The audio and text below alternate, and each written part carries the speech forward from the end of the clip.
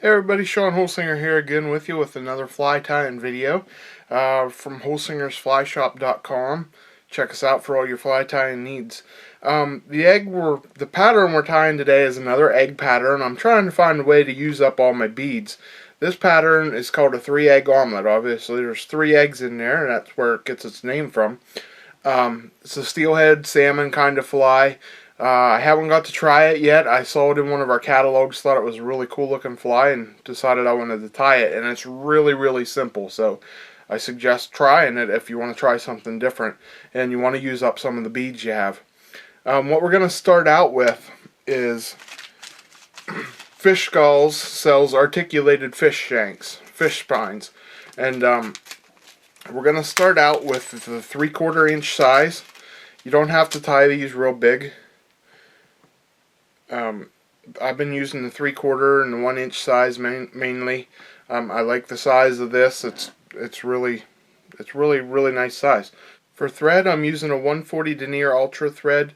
Actually using wood duck color. What you want to use is any fleshy tone color. If you have like a light pink or something to that effect, even a white would be fine. I use this wood duck color a lot. And we're just going to wrap this on there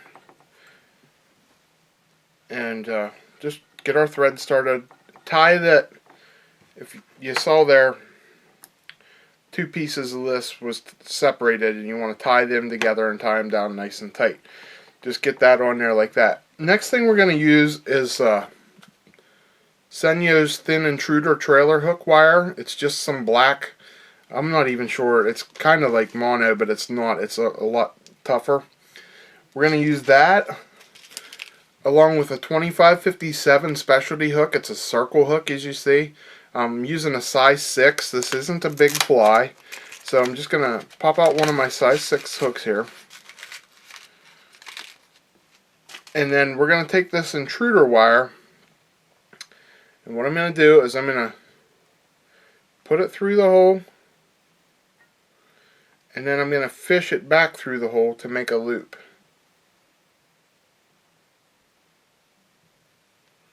Okay, you see how I made a loop there?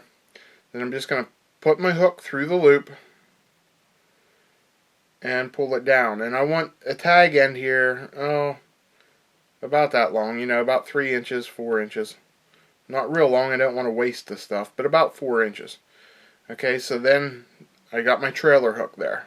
Okay, so now I'm going to come out here and I'm going to cut this tag end off, cut the extra off. Now to make it a 3-egg omelet, I'm going to put 3 eggs on it. The way I saw the pattern was using 2 different size beads, a 6mm and an 8mm. The 6mm I'm going to put on first. It's the small one. And it doesn't matter what color, whatever color you have, it doesn't really matter. I'm using 3 different colors just for something different. I like the look of it. And then, like I said, 6mm first, and then 2 8mm. Okay, and thread them all through there. So you got a little bead chain with your hook coming out the back. Now the next thing I like to do, just to give it a little bit extra strength, is I'm going to take, you see the hole at the back here, I'm going to fish it through to opposite sides. The 2 tag ends, I'm going to put 1 in from each side so they crisscross in there. Okay, you can see how they crisscross. I'm just going to pull them forward and leave them hang back just a hair.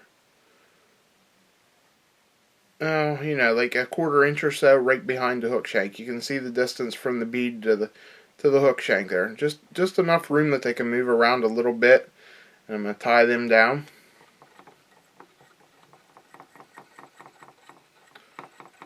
Okay, there really is no top to this fly, so it doesn't matter if your hook rolls around or whatever. It's a pretty cylinder type fly. There's no top or bottom or sides to it. So I'm just going to take these, and I like to do them one at a time. Lay them back, trim them off. And what I actually like to do is I'll wrap one a little bit further than the other, so as not to cause a big bulge here. Like if I pulled them both back at the same spot, there would make a hump right there where I did it. But I pulled one back here and then one up here, so you can even it out a little bit better that way if you do it that way. And I'll just cut the tag end off, and then we're going to wrap this down. And like I said, this is a great looking steelhead pattern or salmon fly. One thing I found from steelhead fishing, especially right after a good rain and you get cloudy water, white is a great color for cloudy water. I've had a lot of success fishing with white, and this would be a great pattern to fish right after a big rain. Now that I got my eggs tied on, the next thing I'm going to do is add a little bit of flash. I'm just going to add some crystal flash, whatever color of crystal flash you have that you like or whatever. I'm just going to add a couple strands, probably like, I don't know, 8 or so strands. And what I'm going to do is I'm going to tie it down on the side, the length of the eggs. Okay, I just want it to extend just past the eggs, just like a 1/4 inch tops. And make a couple wraps here. Then we're going to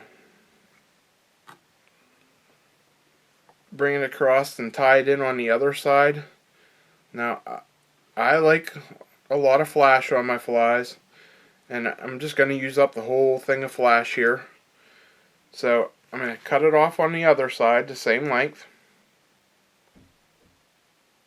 Okay, and then I'm going to lay the remaining piece, lay it down on top. Okay, now I'm going to take the stuff on top, and what I'm going to do is I'm going to pull it straight down. You can see how I'm pulling it straight down, and then I'm just going to wrap it up while holding it straight down, and this will tie it down onto the bottom for me without it rolling around. And I'm going to come back later and trim that off the length so I don't have to take it off the vise I mean. Next thing I'm going to do is add a couple strands of pink Flashabou. Just like this color, like this Flashabou stuff. Only about 4 strands tops, because this is a lot wider than the crystal flash is. So I'm going to take about 4 strands, and I'm going to do the exact same thing. Do the sides and then the top.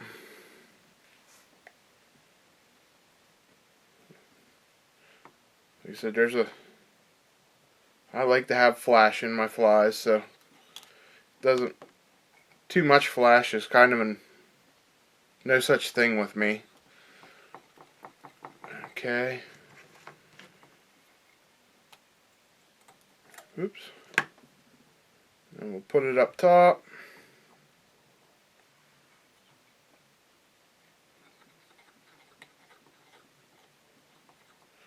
And we'll pull this underneath just like I did the last time and pull it up into place, keeping it on the bottom there. Okay, now I got my flash. I'm going to take this off here and we'll trim at the length here now.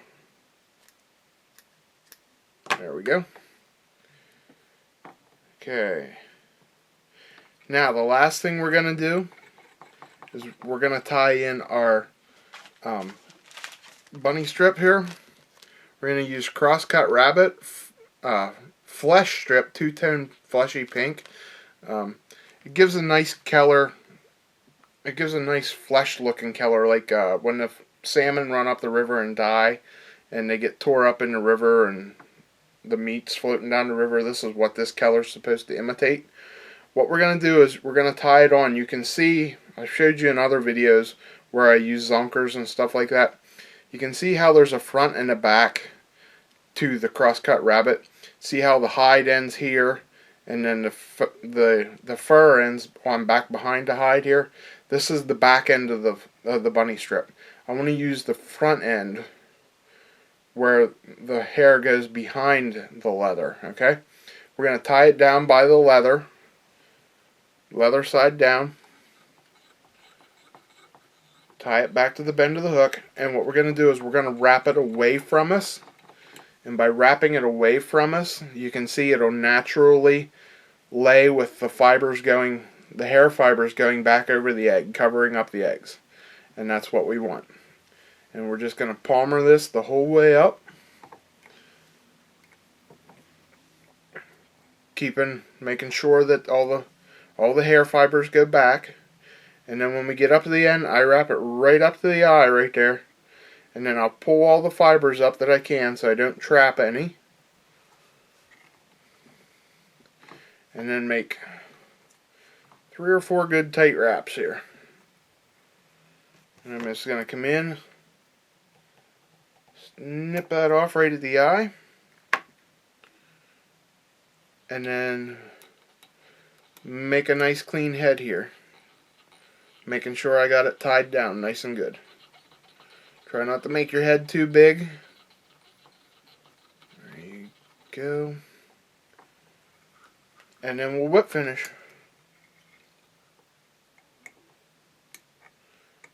Okay, you see there, that only took me a couple minutes to tie. It's very, very simple.